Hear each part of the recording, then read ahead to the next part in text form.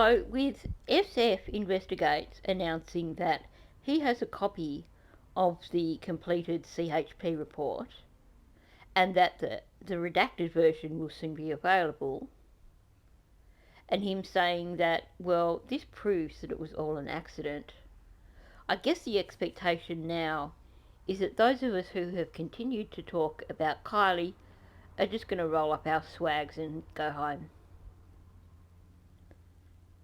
And perhaps that's the sensible thing for us to do, because it is really discouraging to have put all this time into trying to get the word out there and trying to show people why it wasn't an accident, why this case needs to be looked at more heavily. I'll admit, my first reaction when I read what SF had posted on X was, well, that's it. Clearly Kylie's parents don't give a shit. Kylie's community don't give a shit. How are the rest of us meant to achieve anything without the backing of her parents and her community? And I realise that's the wrong way to look at it. So, thinking about it, I think it is now time for us to start collectively identifying organisations that we need to start contacting and asking for a review of Kylie's case. Because if we don't keep getting this case out there, there will never be justice. And sooner or later, it will simply be accepted that Kylie Rodney died as a result of a horrible accident. It was her own fault. She was speeding and she drove into the reservoir. So, I'm going to continue doing my bit.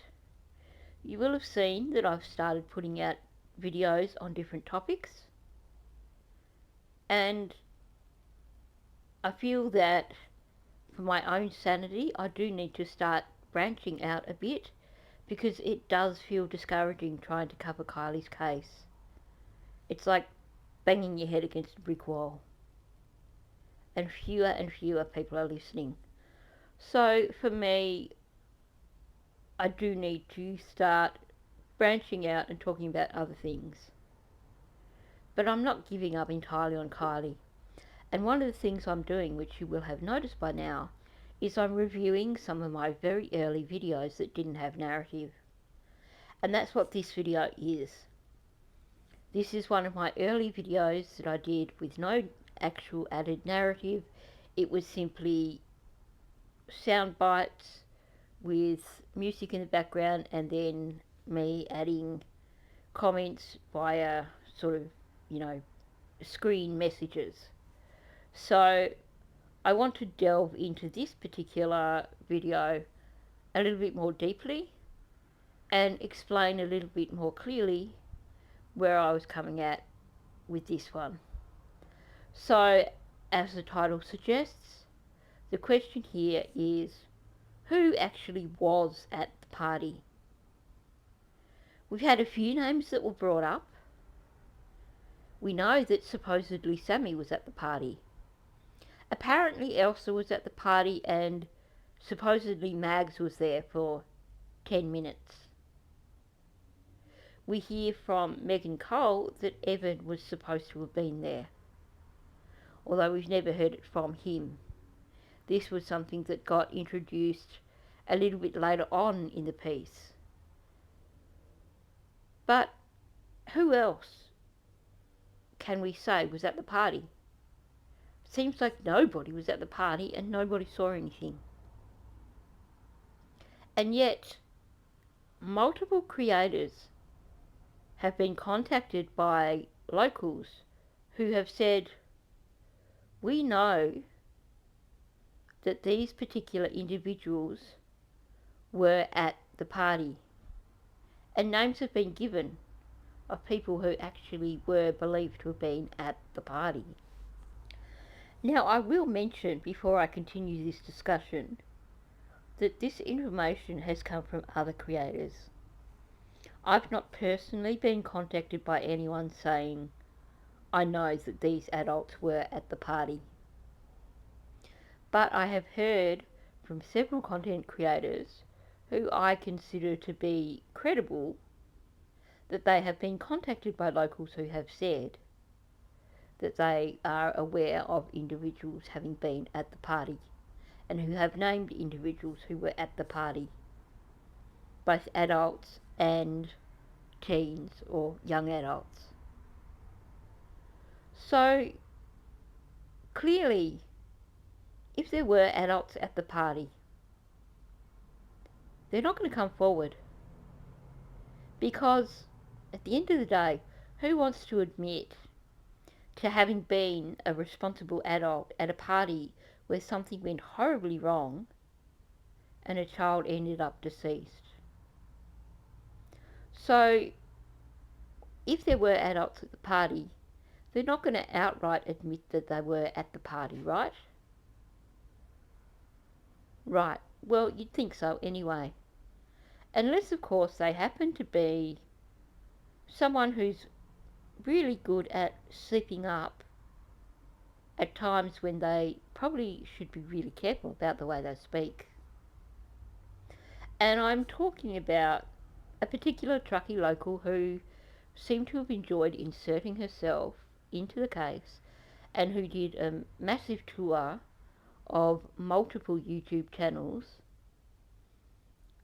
while Kylie was missing and then after Kylie had been found. So in this video I examine several comments that she made which make you question, could it be possible that she actually was at the party and that she was a witness, a first-hand witness to whatever it was that occurred at that party. So let's dive in. Because you guys think that I know something about Kylie when I clearly was not at the party. You guys all want to say that that you're, like everything, like every single thing that you guys have come up with has either been debunked, right? Because you guys think that I know something about Kylie when I clearly was not at the party. To use a somewhat well-known quote, methinks the lady doth protest too much. The fact that she had to really emphasise the notion that she was clearly not at the party. And this was at a time when no one had actually questioned whether or not she'd been at the party. This was a bit of information that she chose to offer up unprompted. To me, that is a huge red flag. If someone is offering up something like this, some kind of information like this, unprompted, then you need to listen carefully to what it is they are saying, because there's a good reason why they are offering it up. So, to me, this makes me question, could she have been at the party? Is this why she had to bring it up? Because she wants people to believe that she wasn't there? Because someone offering up such clear, unprompted information and really emphasising it most times means that actually they're telling you a lie and that there is truth behind what's going on here. So in this instance, my take on this would be that she actually was at the party at some point in time. Of course, that said, this is a woman who quite often says some odd things, or says things in a way that most people wouldn't say them, and gets herself a little bit confused at times. I don't think she's got a great IQ, and I don't mean that in a negative way. I just think that we have to bear that in mind when we listen to statements that she says. I don't believe that she is exactly the most super intelligent of people and does not always think through what she's going to say before she says it. Meaning that when we hear statements like this, we really need to listen to see if there's anything else that may support the information that we have gleaned from this statement. So while at first observation you could say, well, she's very determined to convince us that she never was there, we can't take that as gospel. We need to see if there's other things that she said that might support our theory. There were shady characters there. Yes, there was a few people that they cannot identify. There was a few people that we. Well, that was an interesting slip up. There were shady characters there.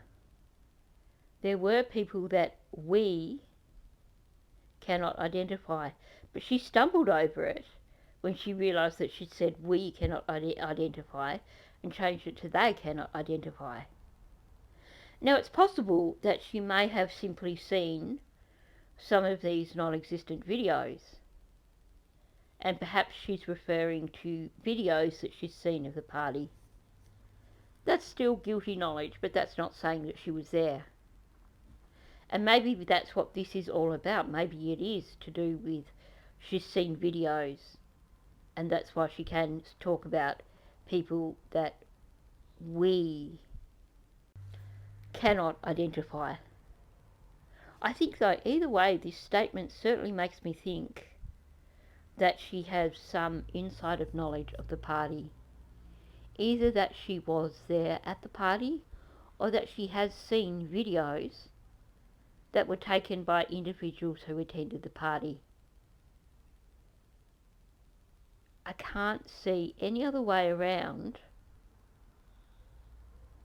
that particular statement. The way she said it makes it sound to me like somebody who actually does have close knowledge of that party. I've met some people that you don't even know were at that party, and they're horrible. They're absolutely horrible. Yeah, let's hear it again. This party. Horrible things. And I've met some people that you don't even know were at that party, and they're horrible. They're absolutely horrible. I've met some people that you don't even know were at that party, and they're horrible. They're absolutely horrible. Now, this could simply be an attempt to suddenly introduce Sod, some other dude. Because don't forget, the motivation here is to get Sammy off. She claims that she stepped in to stand up for Sammy, or stand up for the teens, or to stand up for her daughter, depending on which version she's giving you at the time. So it's possible that she has introduced these horrible people that were at the party to give a plausible deniability for Sammy, or for her daughter, or for the other teens. Well, it couldn't have been any of them, because there were some really horrible people at the party, and I've met them, and they were really horrible.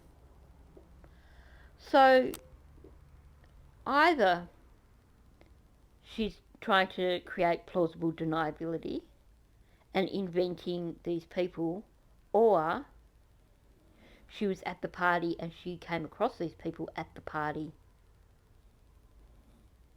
You could interpret it either way, and I don't know if I could go one way or another with that, because we know her motivation for coming forward, which would mean that it would be convenient for her to invent horrible people.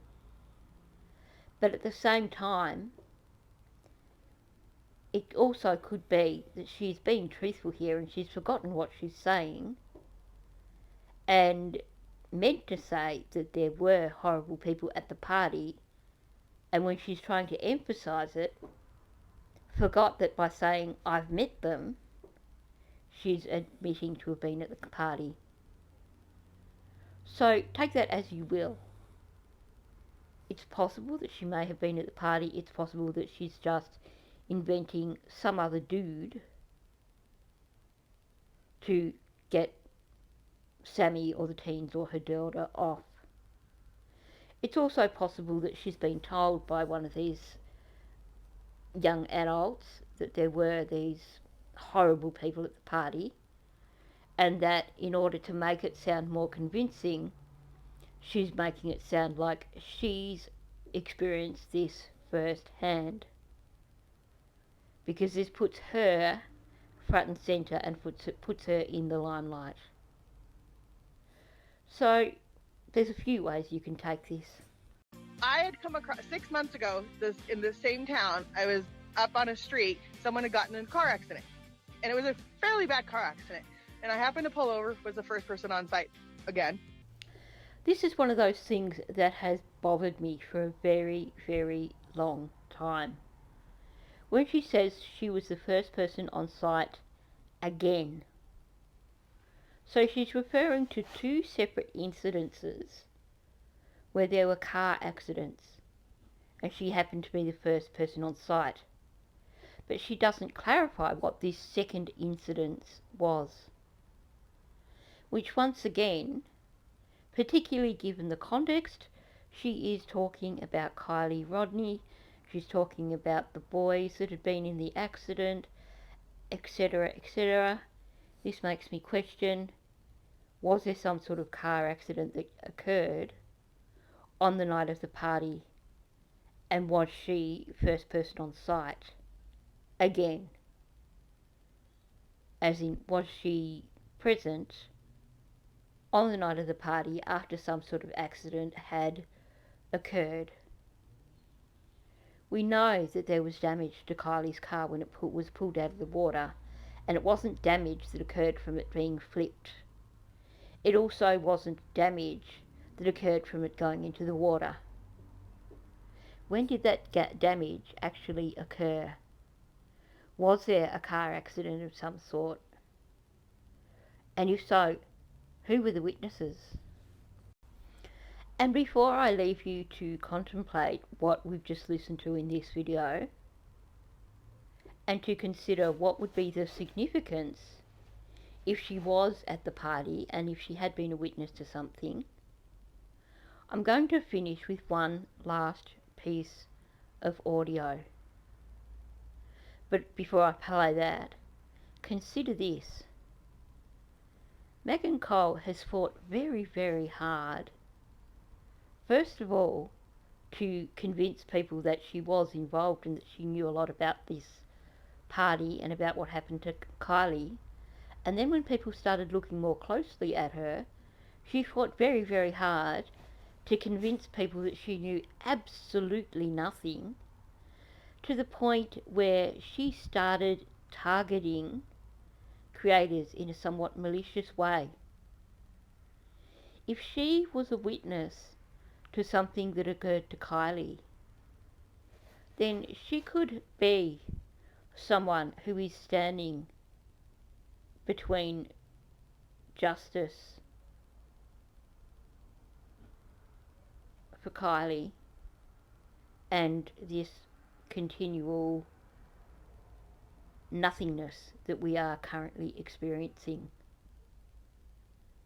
Is she so intent on protecting a killer that she is prepared to do malicious things